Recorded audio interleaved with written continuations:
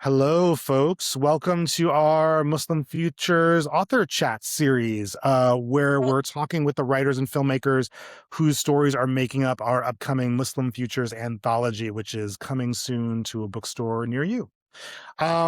Okay, so each of these episodes is basically our chance to chat with one of our wonderful authors on everything from science fiction and magical realism to spirituality to what it takes to envision an aspirational future, uh, even now as we're living through a dystopian present. So today I'm super excited to be chatting with my friend Sami Khan, author of Mail. So welcome, Sami. Thanks, Graham. Great to be here. I'm glad you are here, and I'm excited to chat with you about your story, which we haven't actually talked about this for a minute. I feel like, it's been a minute since we talked about this, but I'm excited to dig back into it with you. This story was like such a big swing, in a lot of different ways. And so, I'm curious to just like go back down that road with you a little bit and talk it through. My Muslim future story is called Mail, and it's really a family story. It's set in the not so distant future, and it's trying to be aspirational, but also honest about the threats we're facing, both as Muslims, but also as as human beings in general. So it's set after some kind of climate apocalypse, and in kind of utopian society where a family of adventurers are tasked with setting out to kind of rediscover our past and our ties to history, which have been lost, sort of been lost after the cataclysm. So, I'm still a relatively new dad. My kids are 8 and 5. So for me, it was also trying to tell a story that would be accessible to them, that could thread in, those existential questions that we were talking about in terms of climate apocalypse, in terms of the the threats to Muslim bodies around the world, but put it in the wrapper of a kind of accessible sci-fi story. So it's trying to mix a couple of genres, but also be that sci-fi family story that I think some of us all love. Totally, totally. It's funny to hear you refer to it as like a story set in the not too distant future, because I always thought of this story as being like in quite the far flung future. Because I think, and I guess it'd be interesting to hear you talk a little bit about the world that you built, because you created sort of like a cataclysm, right? There's like a thing that's referenced in the story called the fall, and time is kind of measured in relation to distance from the fall. And it feels like there's a lot of a time that has passed, between the fall of like the civilization that like we, Kareem and Sammy, are like living in right now, and what the society is that the main characters of your story are living in. And so much so that there's like a disconnect with history, right? There's a disconnect with cultural history.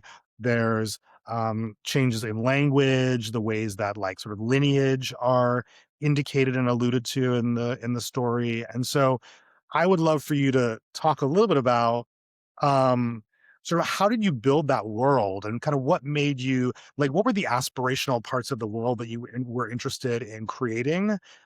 What is the aspirational part of this world, and what made you feel like there needed to be such distance between the fall and where we are now in our current society of this story? Yeah. I recognize it's probably the distant future. Not Okay, so cool. distant is like in strict sci-fi terms is probably not the appropriate phrase, but Cool. yeah, I mean, I think it was like I was interested in this idea of a societal break in terms of our lineage for personal reasons, because there's been part of my family history that I didn't realize existed until Mm, I was in my 20s. So what does that mean to sort of discover a new part of yourself, a new part of your family history, when you're in effect an adult. But then also as like a media maker too, I'm like terrified about what happens when these platforms go dark, right? um, Just like what there's not as much physical media, and at a certain point there won't really be any physical media.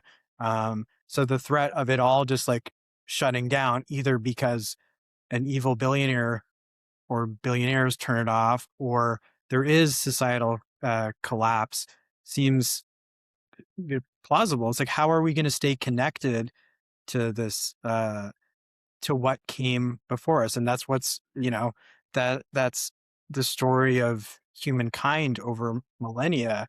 Um, and then, there is part where I'm just trying to borrow from history, and, nothing too radical or revolutionary, though certainly to right wing and white nationalists, but to position the Muslim world, the Islamic world, as the guardians of history that they were in the Dark Ages. Mm. So it's kind of transposing what happened in the Dark Ages to the distant future, after this collapse, and sort of. I think that's also where the aspirational part of it comes into, where it's like, hey, this is a positive vision of not just what Muslims will do, but what they have done for human history, and then also like the dynamics of the family itself, even though there are flaws and there's conflict, that they're not, you know, that they're not toxic people. That's not like a portrait of like toxic relationships, but despite their flaws, this is a family that's trying to work it out, and trying to, you know, the cheesy thing is trying to make the world a better place. But I think that's why, you and me are here. That's what we're trying to do. Totally. Totally. I love hearing you talk a little bit about what are some of the aspects of just kind of like Islamic culture and values and sort of like historical significance of like Islamic culture and religion, like and how your story is really trying to sort of mine that. It reminds me of like some of the things that we talked a lot about early on in this process when we were sort of world building and kind of mapping out potential aspirational futures in this multiverse that we're creating through this anthology of like, Muslims often being, sort of seen as this really sort of homogenous kind of monolith, culturally speaking, and then also being like really defined by trauma, right? Proximity to trauma, whether as the perpetrator or the victim of trauma. And what you were just saying about the aspects of Islam that you were trying to delve into, the role of Muslims in culture and history centuries ago, and bringing that back into the world that you're creating in the future feels like it's really in that same space of being here's an aspect of this culture and community that like a lot of people don't see. And so let me manifest that back into the future, which I love.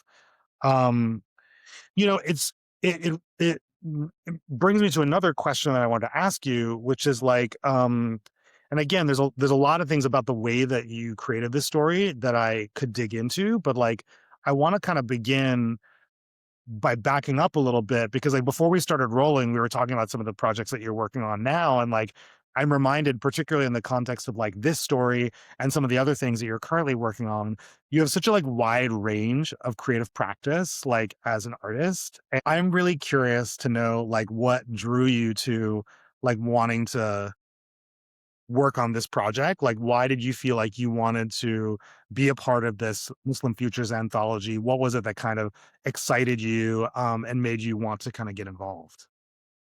Well, I mean, you primarily, it's like Kareem calls you, you're like, what? Yeah. Um, but You're I think we were very talking kind. about this off camera too. It's like we have both, you and I have an affection for genre, for sci-fi in particular. And, I think, you're very flattering with how you phrased it right there. But I think the varied interest is because of, a restless, sometimes scattered mind. And, I need to be challenged. I need to be stimulated. And that, we probably had these conversations whenever this first started 3-4 years ago. It's like, I don't know how to write a comic, Kareem. Like, what is this? What are we going to do here? Yeah. But the challenge of it, and, the confidence and, calmness that you had, it was like made it really appealing. It's like, I always wanted to write a comic. I never knew that was like that you could write a comic. When I was like a kid, reading Teenage Mutant Ninja Turtles was probably my go-to when I was a kid. Love it. Uh, but you know, and then fused onto it, you have that our the earlier part of our conversation about these bigger social, political issues. It's like, oh, this is exciting. This is like Mm. this is actually this is what happened to me when I was 19 or 20, where I was like a kid and I was into comics and movies, but I was like just in a very superficial way. But then, you know, 9/11 happened and it's like, oh, I need stories to do a little more for me. If I'm gonna like justify making a career at this, there has to be more to it than that. And I think with, you know, what you're building, what we're building with this is an attempt to put all that put all that together. So it's exciting and ambitious. Hmm. I appreciate you saying that. It's been such a joy, like, not just to, like, work with you all to create all of these different stories, but also just, like, it's not to be taken for granted, just, like, that the practice of doing this, like, the process of doing this, and working with, like, 15 other, like, Muslim writers and filmmakers is just, like, that just doesn't happen anywhere, right? Um, and then to do it in a way where, like, we're really centering, like, aspirational values and, like, abundance and belonging and all these things that we don't our communities don't often get to experience in the real world or in story worlds, and so it's just, like, totally selfish on my part of just being like, that feels like a good time to me, and so, like, what other, like, not just, like, awesome artists, but also just, like, amazing humans, like, can I bring into this and as an excuse to, like, be able to spend time with, like, people I admire and respect and love. Yeah, Um, I mean that's like such a revolutionary thing. Like especially now where it's, we're talking now, not even a year into the second Trump administration, where there's all this backlash where it's like Yep. you know, sort of liberal gatekeepers like revealed themselves um, and backtracked, but to hold true to something to show that the tenacity, I think that you know that you've shown over these multiple years is really remarkable. But then also, I think what you're talking about there, the sort of vision to create this kind of you know communal experience. I think that's also something that I tried to incorporate into this story to make it all about me, Kareem.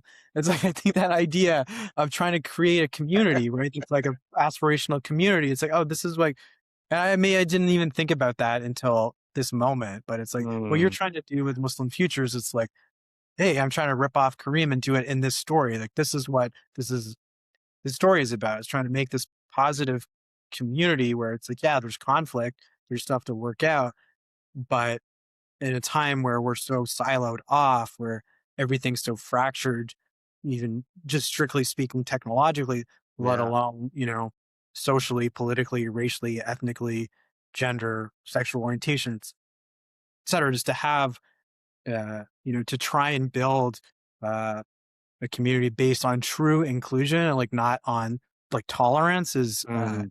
really revolutionary. That's so I mean, that really resonates. I never thought about it after like, having read your story many times in both the prose format and, like, also as a comic, um, I never connected that idea of, like, what the refuge is and the world outside the refuge. There is a way that, like, this feels really relevant and you alluded to this just now, where, like, there is so much harm and damage and desolation, like, happening to, like, all of our communities, so many communities. Um, and the refuge that we have is, like, it's not like, big universal sort of global things that we can do. Like, the refuge is, like, what you have agency to do within your own communities. And so, like, the refuges that you created within this story world, like, there's harsh climate all outside of them, but within the refuge, like, you're in a utopia essentially, or at least a protopia, right? A society that is at least some degree better than, like, what we're living in right now.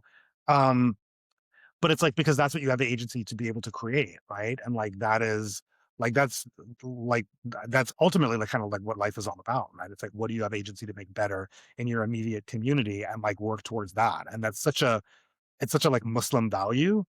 Um, and so there's something about like the way that I think we as like artists and activists and Muslims, like all in this group of this cohort of like 15 or 16 folks, like there is something very Muslim about that idea of like, well, we just have to do what we can to make something incrementally better.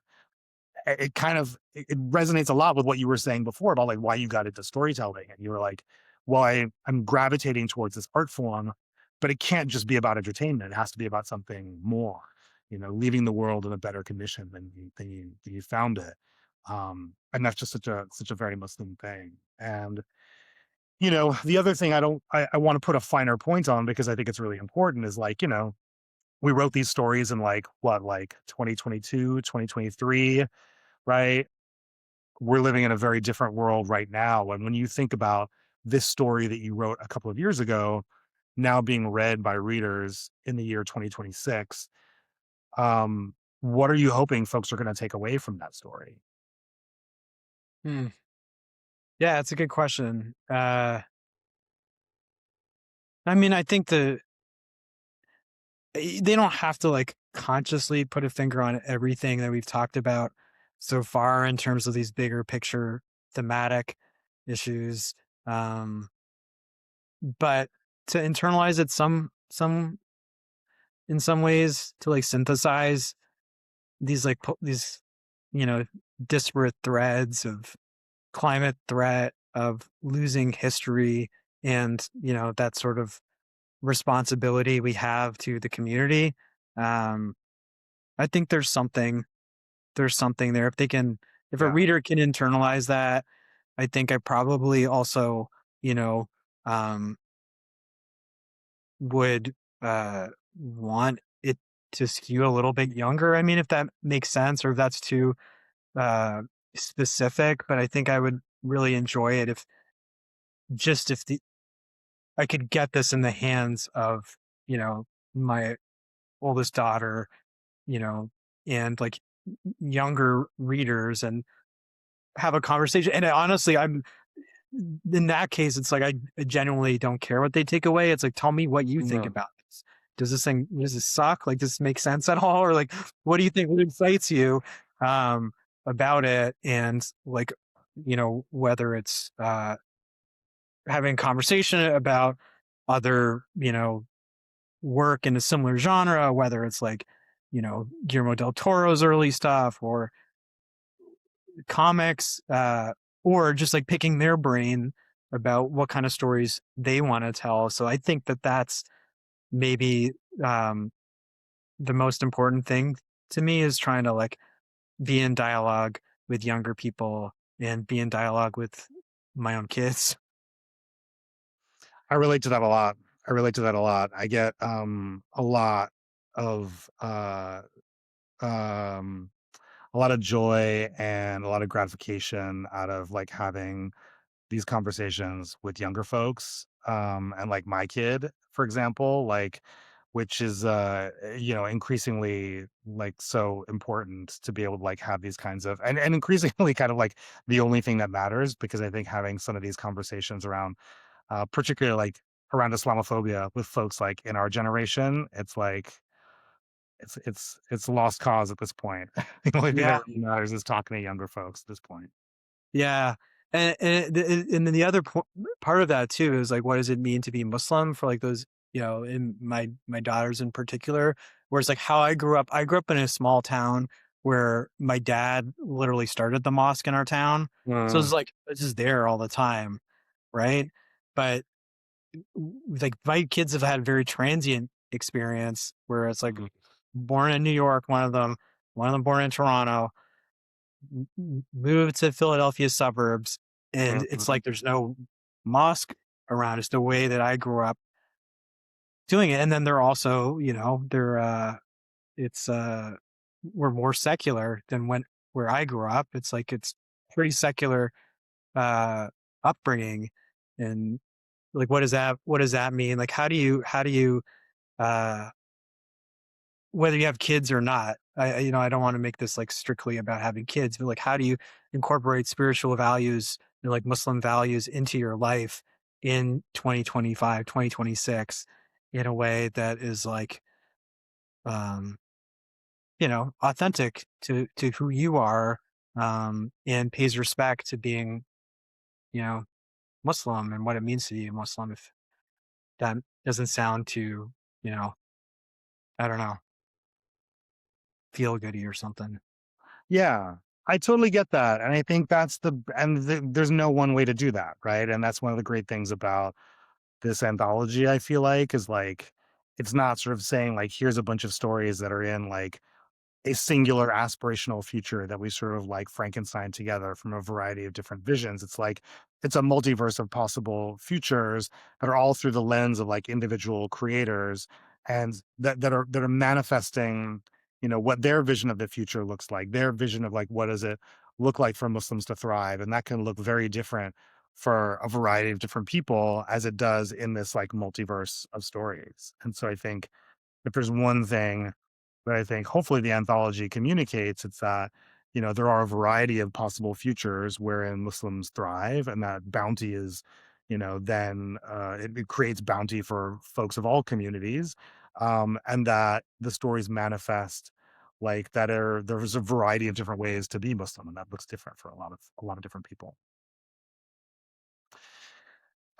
Sammy, I appreciate you finding the time to like sit down and chop it up with me about this story. It's cool to just like go down memory lane with you a little bit. And we didn't even talk about some of the like cool, like form aspects of the way that you told the story, but maybe I'll like leave that as like a surprise for readers to kind of figure out, because there is a very sort of like lean forward way that you've constructed this story where it's not perfectly laid out for you in prose, but there are ways that you as the reader have to sort of like bring a little bit of yourself to the process of kind of piecing things together based on the elements that are referenced in the story. And so I think there's something really cool about that too that I think is really unique, to your story in this anthology. It's the only one that really does something like that I think is very cool. So I'm really looking forward to readers having that experience with it, and also just like being immersed in the world that you created. So thank you so much for taking the time to talk about the story. Thank you so much for like everything, the heart and soul that you brought into this story.